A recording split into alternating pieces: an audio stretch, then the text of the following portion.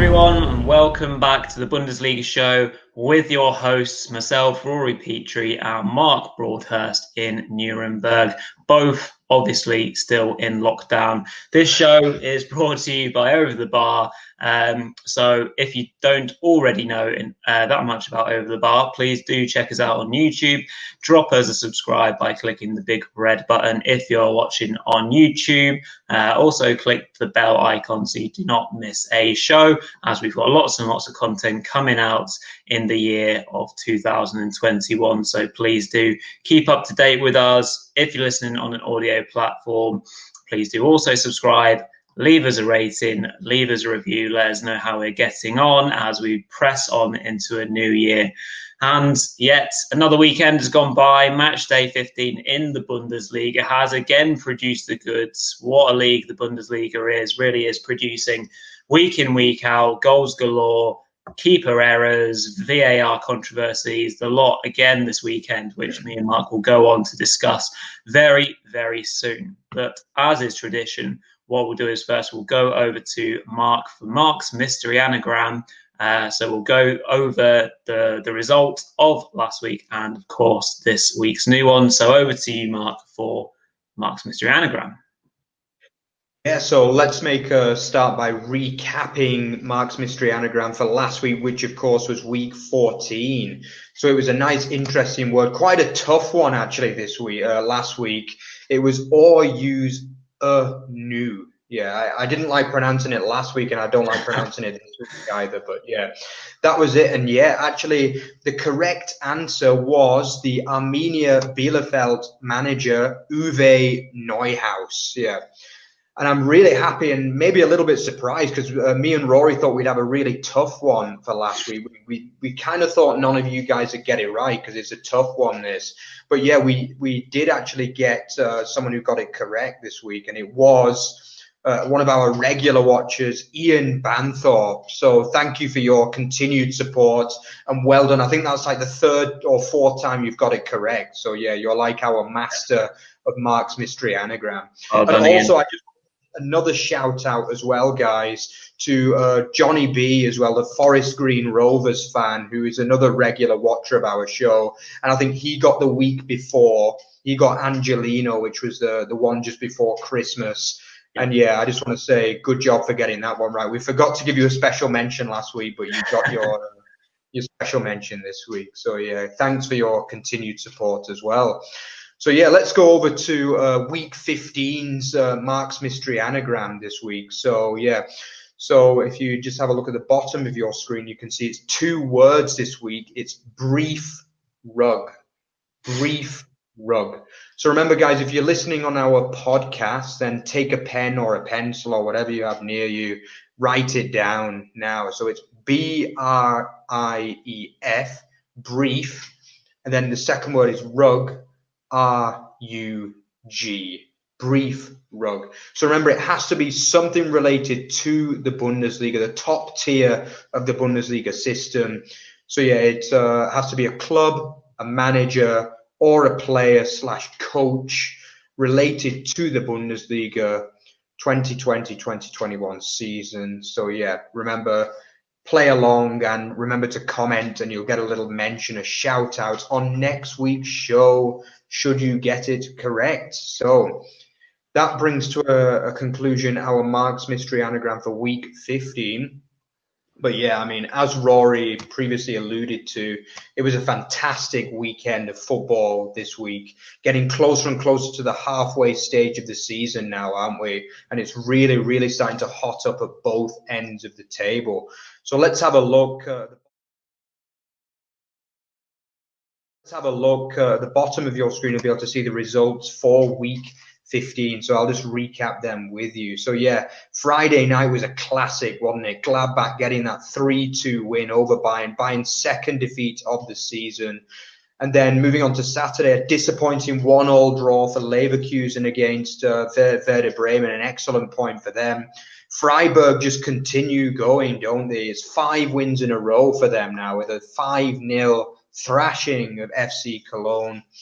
Then another win, another formed team is Frankfurt. They've now backed up 3 wins in a row with a 2-0 win away at struggling Mainz. And we've been waiting for it. It came almost 1 year, almost 12 months. But they managed to avoid the year. They managed to avoid the record, which was set by one of those defunct Berlin clubs many years ago. Hoffenheim win a football match. And they did it in style. They didn't only win, they won 4-0 against ailing Hoffenheim. Then a really entertaining score draw, 2-2 between high-flying Union and equally high-flying Wolfsburg, an entertaining game there. Then another of the battle of the kind of top four, really. Dortmund showing improvement now after the sacking of Lucien Favre with a 3-1, an excellent 3-1 win in Leipzig. Then Stuttgart, we were just thinking they were starting to fall a bit, but they back up on Sunday afternoon with a 4-1 thrashing of mid-table Augsburg. And then, Bielefeld as well. It's been a great weekend for the bottom teams, hasn't it? With 2 of the 3 winning. Bielefeld with an excellent 1-0 win over away specialist Hertha Berlin. Yeah. So a fantastic weekend, a lot of superb performances. It's, to be honest, Rory, I would say it's been one of the hardest weeks to select our Super 4 because there were maybe 6 or 7 excellent performances this week from different teams. So yeah, we have selected our OTB's featured 4 this week, and I think there was no better place to start than the Friday night classic between Borussia Mönchengladbach and Bayern Munich, which ended, as you can see, in a 3-2 win for the Gladbachers. They just love the big games, don't they, Rory? I mean, Gladbach just seem to be made for the big games. I mean, obviously the famous draws against Inter Milan in the Champions League, then beating Shakhtar twice, and now beating Bayern Munich as well. What did you make of that one, Rory? I'll be very honest. I think I remember chatting to you on Friday during the game. I was quite frank about Gladbach's chances, and especially after 2-0 down, I was like, oh, what a shame, because I was really hoping that Gladbach would do well. And lo and behold, they've made me look quite stupid because they obviously came back and played their part in what was a fantastic game of football. Obviously Gladbach seem to turn up in these big games at the moment. That's a huge win in the context of Gladbach's season. They really needed it as well to be in the conversation just for top 6, let alone top 4, I think. So they'll be ultimately very relieved. The game itself was obviously, like as you mentioned, a 3-2 classic. Bayern started strongly and obviously were awarded a penalty. It was an interesting one, the penalty, because I remember listening to the commentary of it and on BT Sport, and there was lots of chat about how kind of it was a bit farcical and how VAR kind of took over with the referee. But for me, obviously the player involved, I think it's Neuhaus, isn't it? And he's kind of stretched out his arm with his foot poked up in the air. And the problem is, in this day and age, if you kind of give the system, the referee, a decision to make, then lo and behold, he's often going to make it.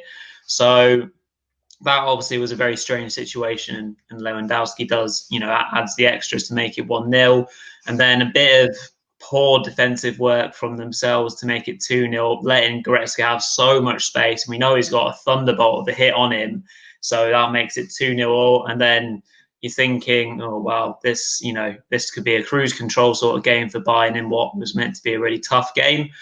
And then Gladbach got themselves going after half an hour or so, I think. Obviously, Stindl plays through Hoffmann with a beautiful glided ball right through the heart of Bayern's defence. Again, Bayern conceding quite easily as well.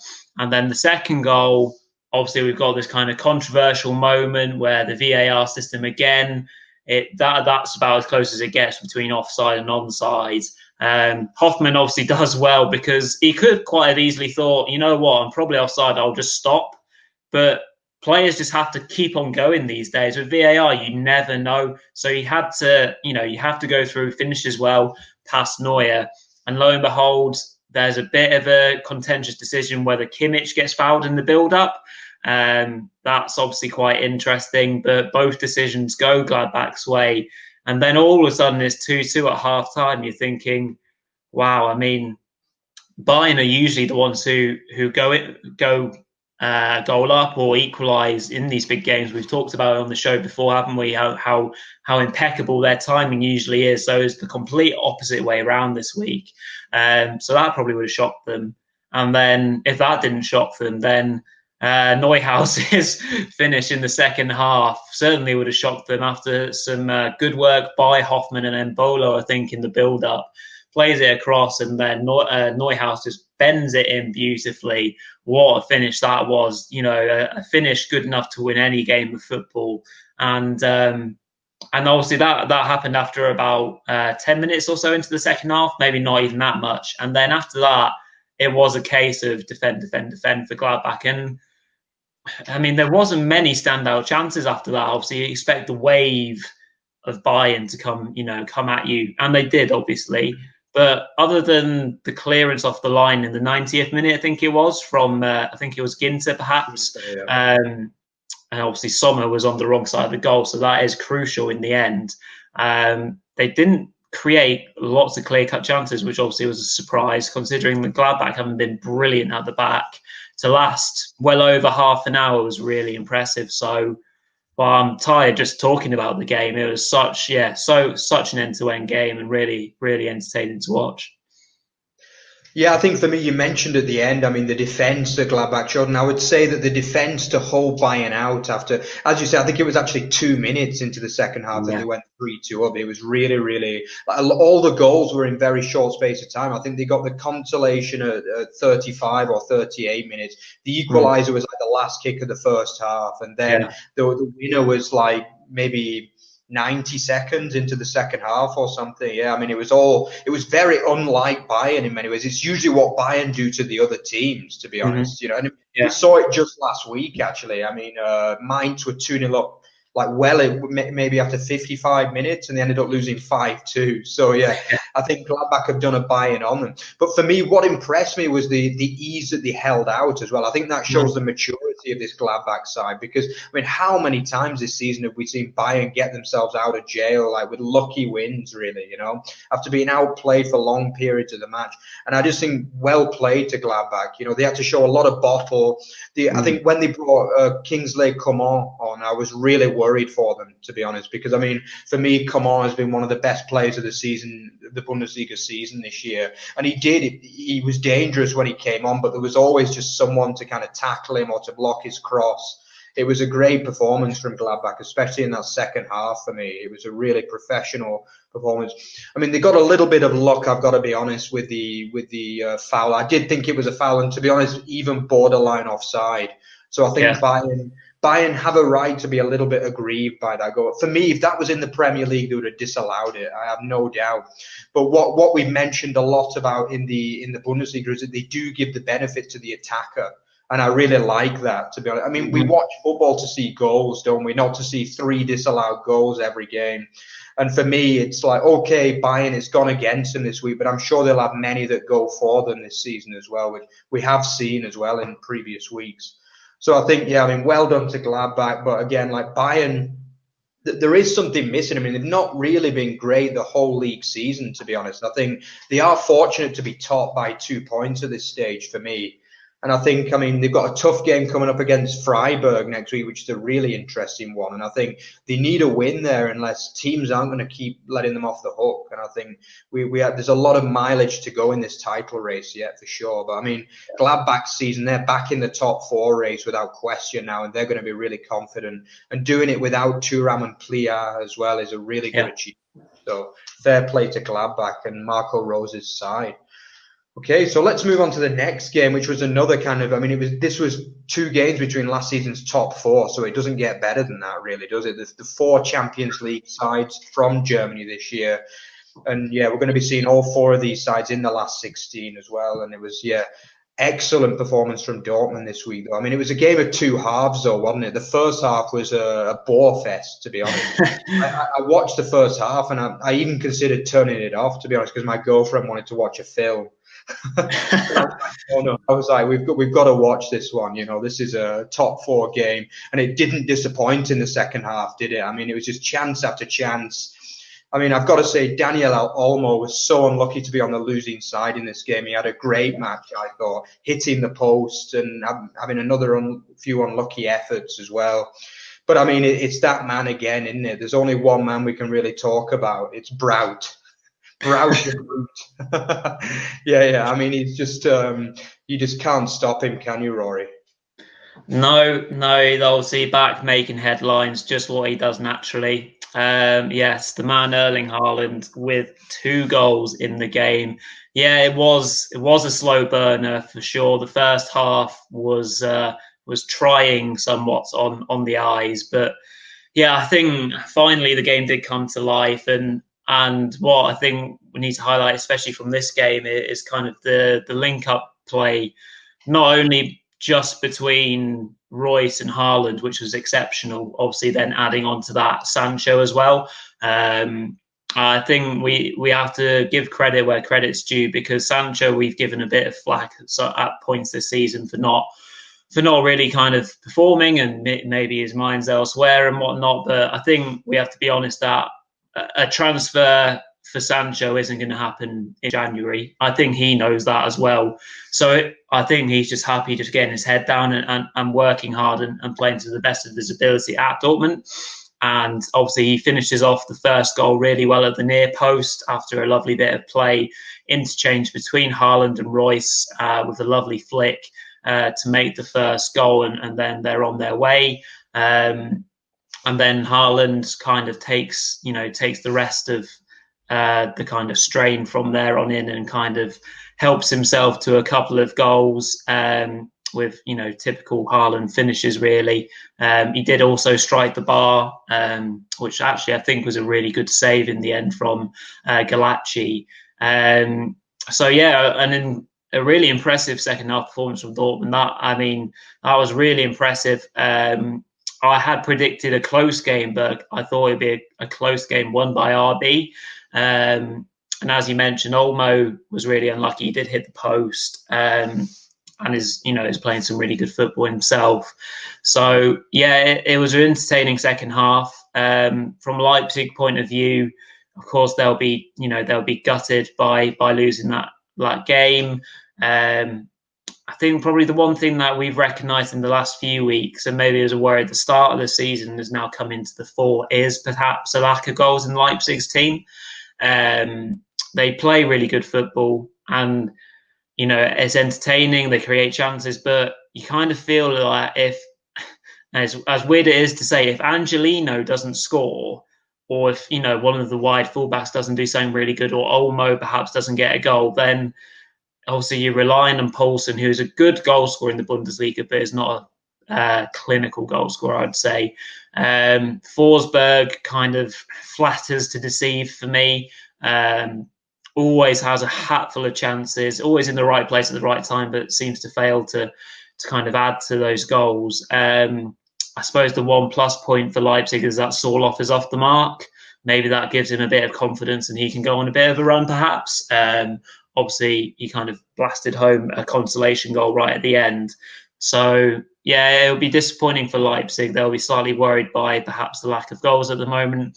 But from, a Dortmund point of view, absolutely fantastic. And they'll feel right back in the title race as well. Yeah, absolutely. It just seems as though they've got a new lease of life since Lucien Favre was fired, doesn't it? I mean, obviously last week, if you look at these 2 games against Wolfsburg and obviously Leipzig, you were looking at that and like anything less than 2 wins, really, and they were out of the title race, I think, to be honest. And I mean, they've got 2 wins. Now they're back within 5 points, obviously getting a little bit lucky with Bayern's defeat as well. And it's just, you're just looking now and they look, as you say, I mean, they've got Sancho right back in form. I mean, whether he is, I totally agree with you that it's very unlikely that he will get a move, but maybe the fact that it is January, it does seem a bit of a coincidence that he's put in his best 2 performances of the season just as the January transfer window opens. I hope I'm being cynical, to be honest. I really do. I hope I'm being cynical there saying that. But, I mean, it is a bit of a coincidence because he was very poor before Christmas. I don't think anyone can deny that. But, I mean, he was, as you say, he's looked a lot more energetic. He's passionate again now, and he's playing a lot better football. And it was a fantastic finish as well to the near post of Gulazzi. it was, I mean, obviously the first goal is always crucial as well. And they'd had a couple of openings and hadn't managed to take them. And then obviously they got them. And then after that, it was pretty, I wouldn't say a comfortable win. Maybe 3-1 flatters them a bit, but I would say they deserved to win ultimately, Dortmund. It was a very good performance from them. And yeah, but I mean, yeah, as you say about Leipzig, it is the one problem I've always had with Leipzig is not so much in Europe, but in the league, they do seem to struggle to get over the line in these big games. You know, I mean, when you're looking for them, you're just saying, go and win this game. Go and beat a Bayern Munich or a Dortmund. And they don't do it. Do you know what I mean? I mean, that's 4 defeats in 5 now for Leipzig in the league against Dortmund. And I mean, you know what I mean? Over the last 2.5 seasons, it's not very good, is it? Considering the quality in this side. And I totally agree with you that the lack of goals. Now, I mean, early on in the season, it didn't seem to be affecting them because I think Forsberg was on better form, but his form's dropped off a cliff now. I mean, he's just, as you say, he's just not clinical at all. And it's just, I mean, if I were RB now, I'd be thinking, you know, we might need to splash a bit of cash and get in a top striker, to be honest, because Sorloth, I mean, I've mentioned my opinion on him a lot over the last few months, and I just don't see him as a top striker. I mean, for me, Crystal Palace must have been laughing their heads off when they went 25 million euros for him, to be honest. Because, I mean, I know he had a good... he scored in this game, yes. He came off the bench and scored, but overall it's not been good enough, has it, ultimately, for a 25 million euro striker. And I think, I mean, as you say, Poulsen, I do like Poulsen. I think he overachieves a bit, and he does get a few really good goals, but I think he's not a 20-goal-a-season man by any stretch of the imagination. And I think if Leipzig are serious, I mean, they're still in the Champions League. They're still only 2 points adrift of the top of the league. And I think you've got to be looking, if you're Leipzig now, and you've got to be saying, you know, we need a top striker again. And even if it's just someone else from in the Bundesliga, like a Grifo or something like that. I mean, for me, he's a quality striker, and he might be the kind of guy that can get goals for them. And he might be available for 10, 15 million potentially from Freiburg. Yeah. And I think they rely on these kind of battering ram strikers, like as you say, like your Sorloth they don't fit in with the style of Leipzig, really. You know, I mean, Werner, striker. Yeah, I think what we're basically saying is for me, I'm not sure if you agree with this. I think RB are basically one world-class striker away from probably winning the Bundesliga. Full stop. If they had any kind of natural goal scorer up there, I think the amount of chances that they create, then I think they'd be probably considered.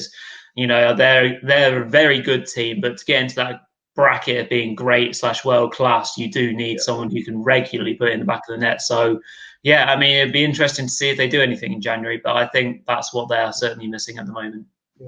To be honest, I'm a bit surprised that they don't play Hwang a little bit more, because I saw him play a lot at RB Salzburg, and I was always impressed with him. I mean, he scored a few goals in that excellent run they had in the Champions League last season.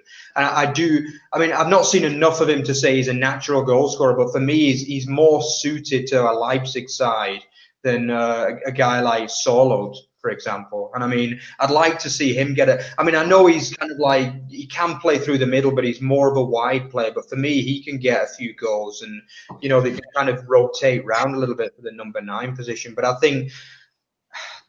just think as a guy like Sorloth, for me, he's just like a kind of battering ram centre forward. You know, you have to put long balls into his body and he'll hold it up. And to an extent, Poulsen's also a little bit like that as well. A bit more quality with his feet, but I still think, I mean, a side like Leipzig that is such a footballing side, such a fast side with 2 big battering ram forwards, I don't know really, to be honest. It was the right tactic.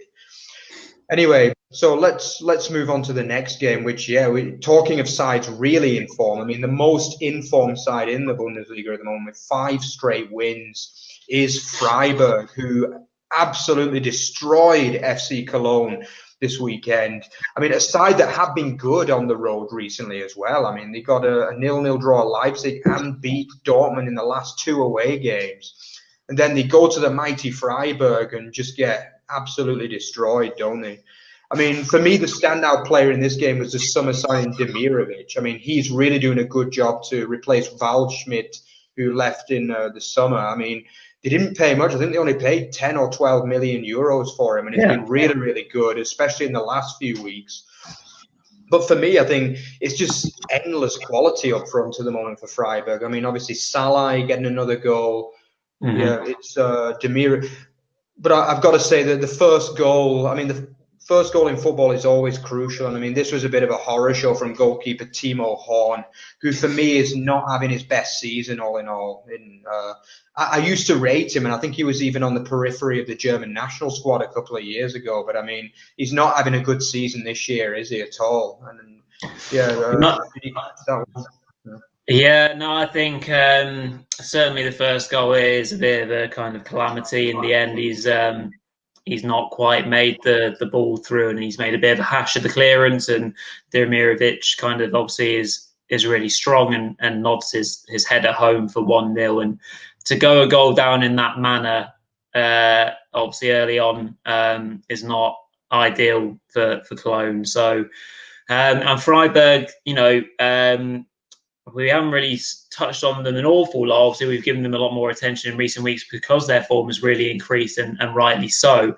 And a lot of that has been because of Grifo. And I think this week we can kind of turn away a bit from Grifo because it was a real team performance, I think, at the weekend. Like, we don't want to just pin Freiburg's, successes at the moment just on one player, because that's completely unfair. And so, yeah, Demirovic led the line superbly well, got his goal and a few assists, and was a real threat. Salah, as you mentioned, played really well, and I think their early pressure on the Cologne defence obviously paid off, because basically the second goal also comes from a high press. Cologne trying to play their way out from the back, as every team does these days, regardless of anything. Like, you have to play out from the back, it seems. And obviously they win the ball from a man in midfield, and it's bent home really well by Hoffler, who gets himself a goal, first goal in about 15 months, I think, for him. So that was a very welcome one. Even from set pieces, obviously Grifo swings in a set piece. I think that was for the fourth goal, and Demirovic heads it back into the danger area, and Lineheart comes stooping in to potentially steal a goal from about a yard away to make it 4-0. And then I think the third and fifth goal are basically a carbon copy of each other. Basically, a striker or a man going forwards gets to the byline and whips the ball back across the goal, and then there's someone arriving at the near post or just arriving in general to smash home for goals 3 and 5. So obviously there's a bit of a mix of everything in there, a bit of set play, a bit of high pressing, some good quality football to get in behind defence. So all in all, what a team performance it was from Freiburg. Really, really impressive. I think they've set themselves now a new Bundesliga record for consecutive wins, which is fantastic. And they're well in the shout now for a top 6 finish. Obviously, we're not even halfway, and we don't want to get too carried away with ourselves. But yeah, incredibly impressive, and long may this run continue for Freiburg, because when they play like this, they are indeed a joy to watch. On the other side of the coin, bad day at the office for Cologne. Not much you can really say about it. As I mentioned, there are certain things you can do to eradicate those goals. Obviously, Horn has made a mistake. That's one goal. There's a mistake in midfield or just in front of the defence for the second goal. So that's already 2 out of 3. Set piece goals can be avoided, of course, as well. So there's already a few goals in there that, if you're just on here a bit more, if you're a bit more switched on, a bit more talking, then I think you can eradicate those goals. And they have been a lot better lately, Cologne. Their defence especially is just a bad day at the office, I think. Yeah, I mean, as you say, with regard to Freiburg, I'd like to focus mostly on them with this one, because I've just been so impressed with what they've been serving up recently. As you say, it's not all about Grifo at all. I mean, some of the players that are coming out of the woodwork now that weren't really doing that well. I mean, the 2 big summer signings, as we mentioned, Demirovic is really doing well now, leading the line. And then another guy, Santa Maria, has also been fantastic in recent weeks too. He was like, I think they picked him up for about 7 or 8 million euros from Spain. And like, he's doing really well. He's like kind of like a flair midfielder, and I've been really impressed with him recently.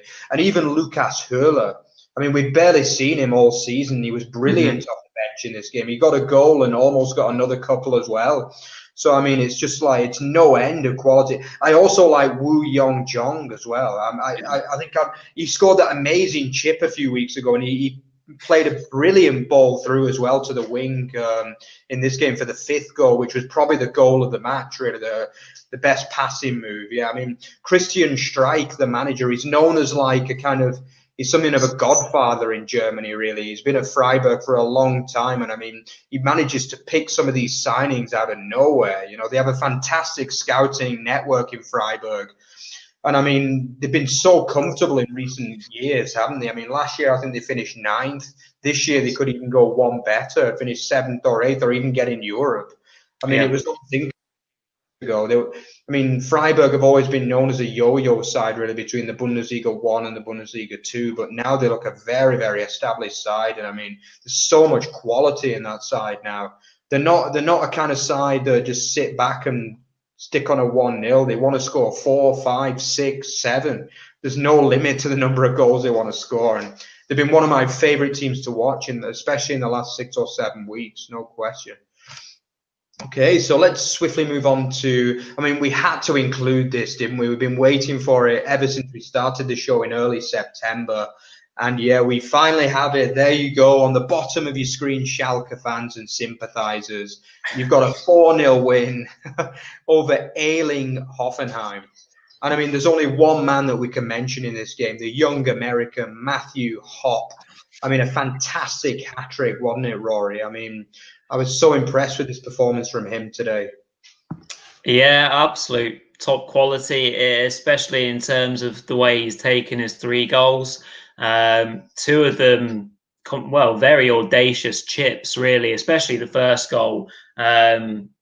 Often in games where we've talked about or reviewed Schalke, we say that they had this big chance, like maybe Utz had a chance or someone like that, or Rahman or someone like that, and they've just come narrowly close to taking the lead. And again, this was really important in the context of this game. Schalke started brightly, but Hoffenheim came strongly back into the contest and probably be kicking themselves not to have scored the first goal. And if they did, then it could have been another story, because ultimately, obviously, Schalke are not high on confidence at all. But yeah, and then the young American played in by the Moroccan Harit, who also was unreal. A superb performance from him to set him up 3 times. But yeah, Hopp, absolutely, really impressive performance. He's obviously only been in the first team since November and had a couple of longish stints in terms of games, mate. I think he's had 80 minutes here and there, and then a couple of other sub appearances with not that many minutes. So we say in total he's probably had about 3 full Bundesliga games in terms of minutes, and then to play the way that he did in what was obviously a huge game was incredibly impressive.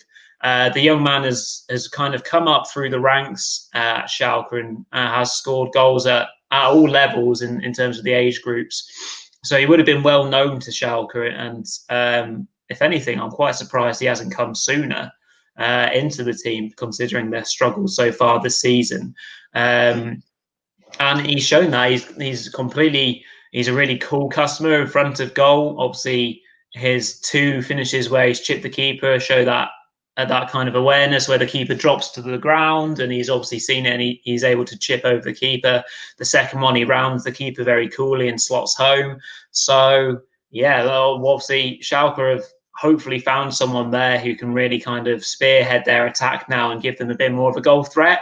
Obviously mentioning the way that Harit played, and he split the defence open on several occasions. Hoffenheim, their defensive back 4 was a bit, well, all over the place, one way of putting it. Lots of easy kind of balls straight through the middle of the heart of their defence, actually. And they obviously were made to pay dearly for it. Obviously, I think we have to probably mention one signing that probably wouldn't have really gone onto many people's radars, is the fact that Sead Kolasinac has returned home to Schalke, obviously on a free, I believe, from Arsenal. and he started and captained the team on the day, and was really, had a really positive impact, I think. So that's kind of two players that are new to the team, and sometimes it just refreshes you a little bit as a team, having a few new faces in there, especially when you're struggling. So, yeah, I mean, all credits to Schalke. This win has been a long time coming. Their win actually obviously takes them above Mainz into 17th place. They would have only been 3 points then off a relegation playoff place if it wasn't for Armenia's result. But only being, I think, is 4 points off instead is progress. So it does, it shows a bit of a glimmer of hope, a light at the end of the tunnel, perhaps, for Schalke. It won't get any easier, of course. The Bundesliga is an unforgiving league, but it sure as hell is a start, at least. Yeah, I mean, I think we both said last week that they've got to get a win, and they've got to get it within the next 2 or 3 games, really. And I mean, this was the most winnable of those 2 or 3 games, because obviously next week they go to on fire Frankfurt. So, as you say, it's not a forgiving league, and that's not the kind of fixture you'd want. I mean, after probably Leipzig, Dortmund and Bayern, I would say Frankfurt is probably the last fixture you'd want at the moment, as they've got all the big players on form. But yeah, I mean, for me, the signing of Kolasinac, I mean, he never really quite made it at Arsenal, but I think in the first season there, a lot of their fans really liked him, actually, from what I know. And he's got more leadership qualities and skill qualities, to be honest. But he is a bit of a unit at the same time, So he's like, but I think his leadership skills are absolutely second to none. And for me, that's what Schalke needed more than anything, Yeah. And I mean, that could be the signing. We could look back come late May, and we could be saying that's a signing that kept Schalke up, to be honest with you. I mean, obviously, it's a long way to go from that now, because it's just one win. And as you say, with Bielefeld getting the win, that was a blow for them, really, because obviously we were hoping they were only going to be 3 points. Now they're 4 points. So, yeah. And obviously with Frankfurt to come next week, but I mean, they needed that win. They've got it, and they've got it in style. And they've got 2 players now, as you say, with Hopp, who looks like he's got the quality to get the goals now. And obviously Kolasinac, with his leadership and solidity in defence, that could just about get them safe, Because you might start to see other players come out of the closet now who haven't been good for a long time. Yeah. Yeah, the likes of Harrit, as you say. I mean, he's been playing all season and he's done nothing really, But then obviously he comes in and supplies 3 brilliant assists. So it proves football's a strange game. We mentioned it with Freiburg. Some of those players that we're raving about now, like 7-8 games ago, they were doing nothing, Yeah. So like, in football, confidence changes everything. So, yeah, I mean, I think all of us on this show want Schalke to stay up, to be honest with you, because they're one of the big 4 clubs in Germany, and you need them in there, Mm-hmm. So, yeah, I'd be happy for them to stay up, and I'm looking forward to what they're going to do the next few weeks. But they need to back up that win within the next 2 or 3 weeks, really, because otherwise, again, if you go 2 or 3 games without a win again, you're going to be down pretty much. So, I mean, they've got to back it up somehow, and hopefully starting with the Frankfurt game next week. Okay, so let's move on past the featured 4. Obviously, 4 really entertaining games, so we went on quite a lot about those games. So let's just sum up the other 5 games. So let's start with the Leverkusen 1, Werder Bremen 1. I mean, this, for me, was a bit of a bore fest, to be honest with you. I didn't really enjoy this game. I mean, it's a Werder Bremen side who are, to say that they're negative and defensive is an understatement, but I mean, it was a great point for them this week. Obviously, top rack, the signing from Dortmund, a big centre half, getting the headed goal from the set play. I mean, realistically, for a side like Werder, that's how they get the majority of the goals, through set plays. So, I mean, it wasn't such a surprise. But then, yeah, probably a bit of a scrappy equaliser, really, in a way. I think Werder would probably have felt as though they could have stopped that one. But overall, you'd take a point there, Rory, I think. Yeah, for Werder's point of view, I think it was obviously a bit of a slow and sluggish game, a bit underwhelming, which we're not really used to in the Bundesliga at the moment, because every game is very entertaining. But this one didn't quite get up to speed. Leverkusen really reeling still from perhaps the Bayern result, so in control, looking like they're going to top the tree at Christmas and stuff, and then it just goes completely south really quickly. And since then, they haven't looked very confident. They've looked a bit shaky at the back. Goals have slightly dried up as well. So yeah, just a few things are going a bit awry for them. Hopefully they can turn it around quite quickly, or else they will find themselves out of the questioning for the title race, which it can come and go very quickly. And at the moment, obviously, they're looking like they're going downwards rather than upwards. So that's obviously unfortunate, but I'm sure they can turn it around. And for Werder, could quite possibly be a crucial point in a game that they might not have expected to get anything from. Absolutely, yeah, can't agree more. Yeah, and then obviously moving on to another game on Saturday was a 3 out of 3 now for Frankfurt and 10 points out of 4 games. I mean, yeah, this probably wasn't vintage Frankfurt, but this is the kind of win you need to get, really, because they were drawing these games earlier in the season. I mean, it was 2 penalties from Andre Silva. I think the first one was a definite one. I mean, the second one seemed to come out of nowhere. I don't even think the Frankfurt players appealed for it, but I mean, they got a bit of luck perhaps there with a bit of a soft penalty. But I think overall in the game, it was a very, very comfortable win. They managed to keep the Mainz attack, who have been dangerous a lot of times, including last week, very, very quiet this week, didn't they, Rory? Yeah, very much so. Andre Silva managing to get his 10th and 11th goal of the season. Obviously, he kind of takes very much kind of the headlines from this game. Obviously 2 penalties that'll win the game in the end. From in the end, what he kind of expected Mainz to come a bit harder. They themselves were kind of after a penalty as well from potentially a high foot from Sal. That was kind of dismissed by VAR. Obviously from Mainz's point of view, we've always said that we think they might have the goals or the goal threat to get themselves out of the position they're in.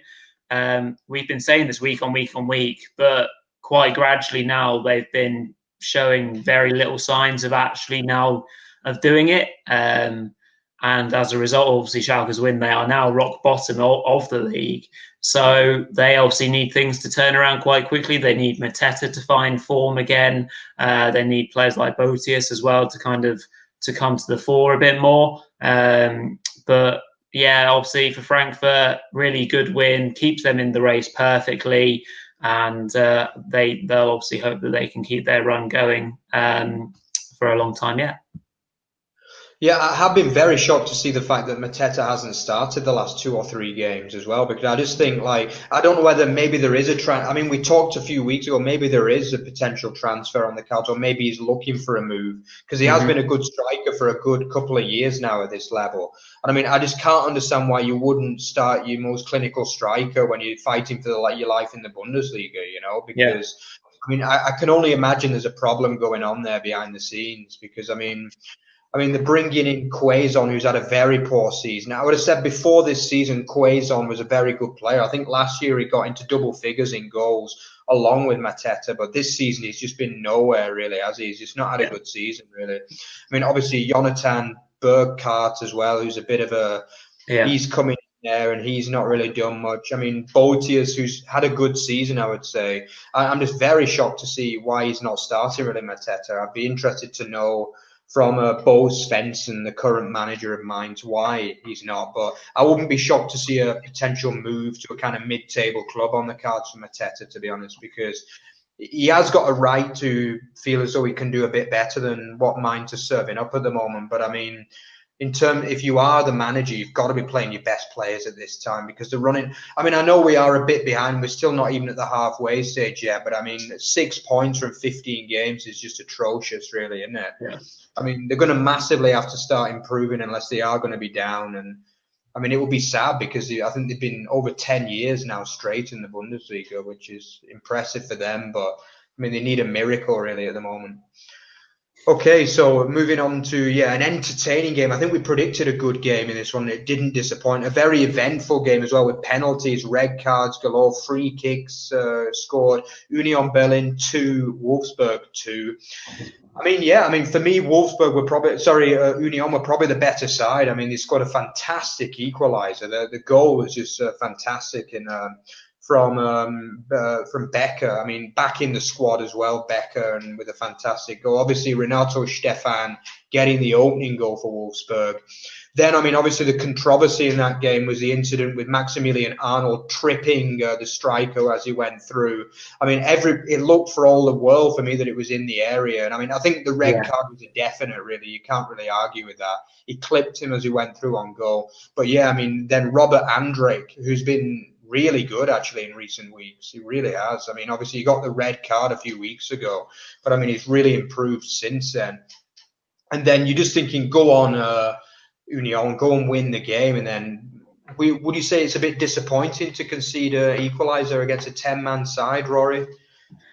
Yeah, absolutely. Yeah, it's. I was very surprised when I saw the fact that Wolfsburg had obviously gone down to 10 men and obviously then gone 2-1 down. I fully expected Union to go on and kill the game and win comfortably and claim what would have been another statement win against the fellow top 6 contender in the shape of Wolfsburg. But credit to Wolfsburg, because they're a very hard team to beat, and hence why they've not been beaten very much at all this season.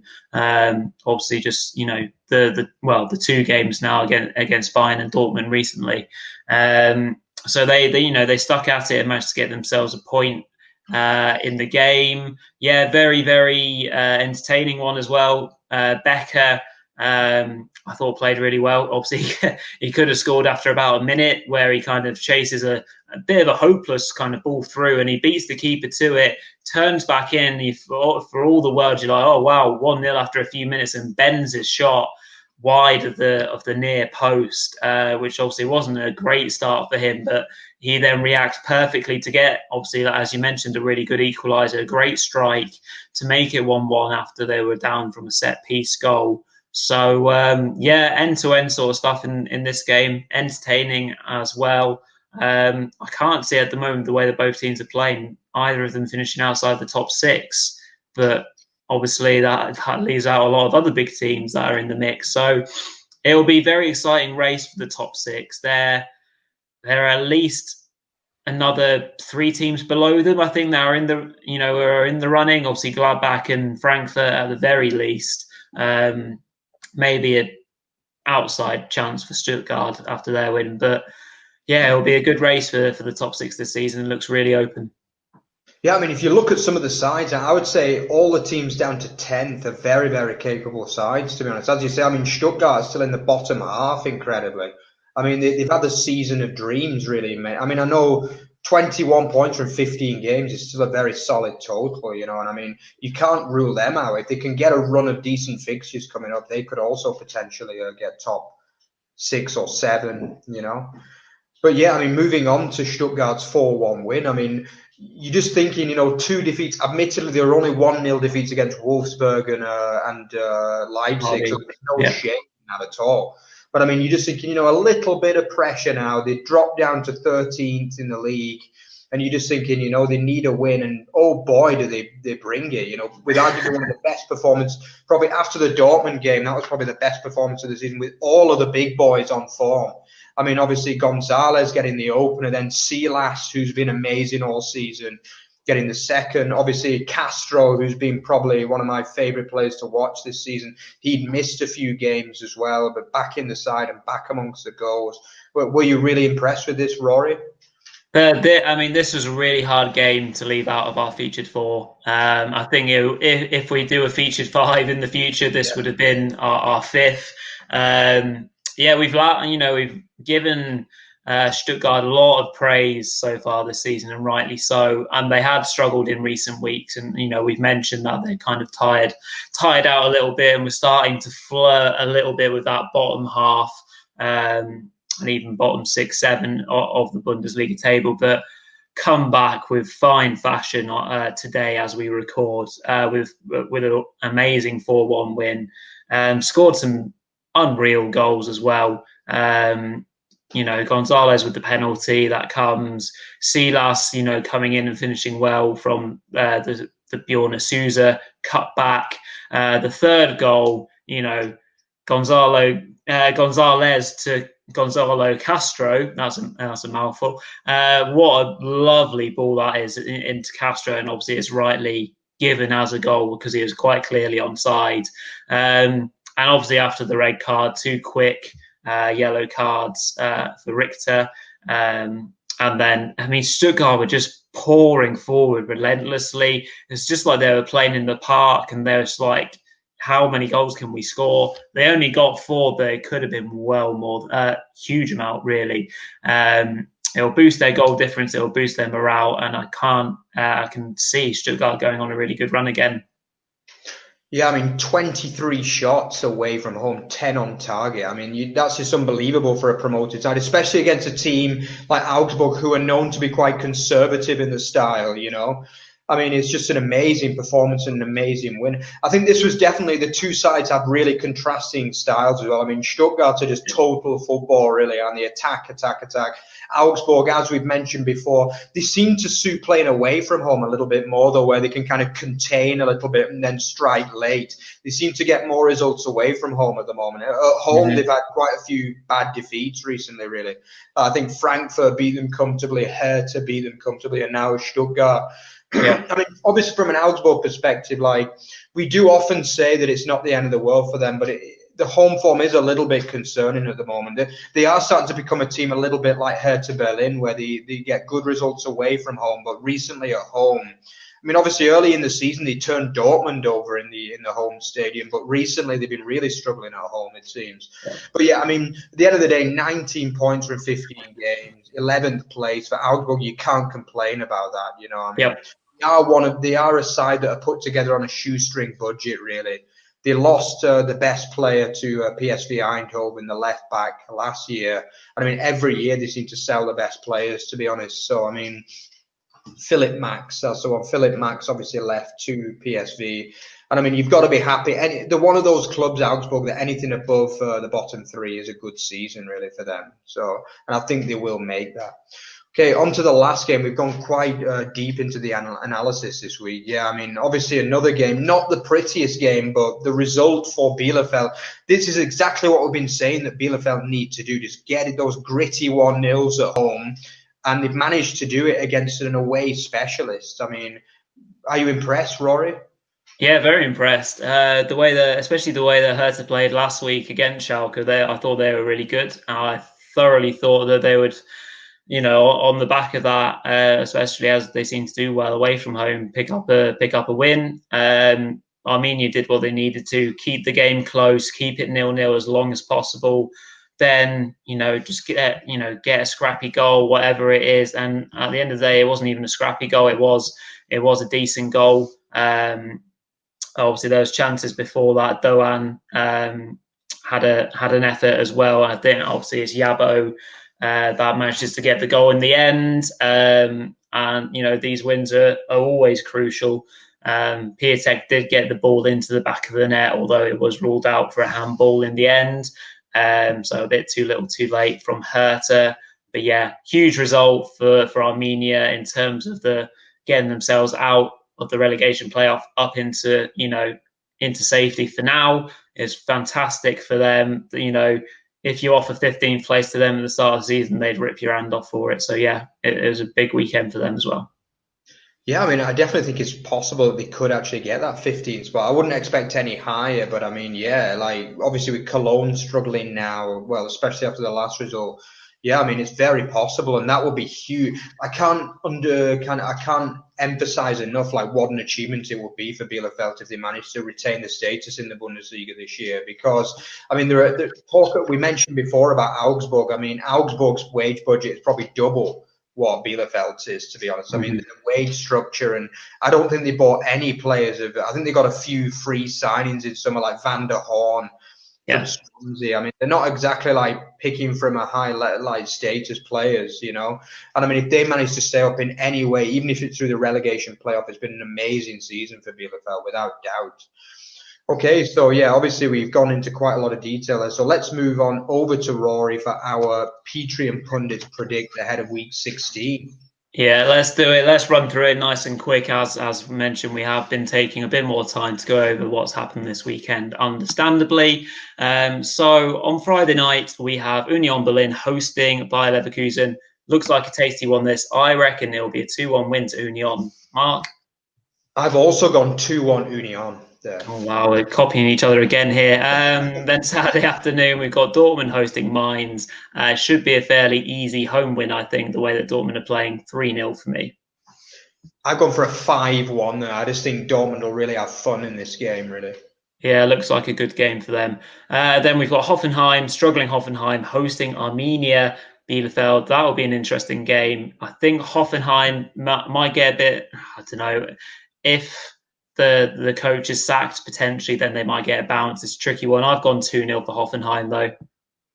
I've gone for a 1-1 draw. I just don't see Hoffenheim winning a football match at the minute, unfortunately.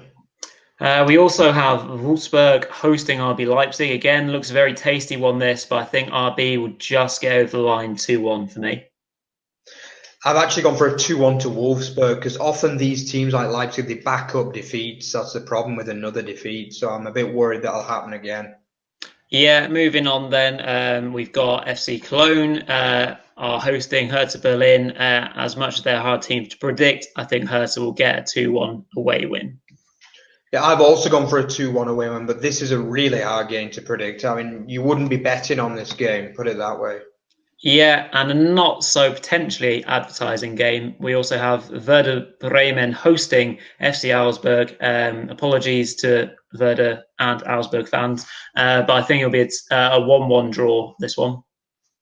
Yeah, I think it's a 1-1 draw as well. Augsburg don't lose many away, and Werder but don't win many. Moving on to the evening game on the Saturday, it is going to be VfB Stuttgart hosting Borussia Mönchengladbach, both buzzing after their weekend results. I reckon it'll be 2-2. I've gone for a 2-1 Gladbach win, but again, this one could go anyway, this one really. Yeah, and then again, one of the more tasty games on the Sunday afternoon.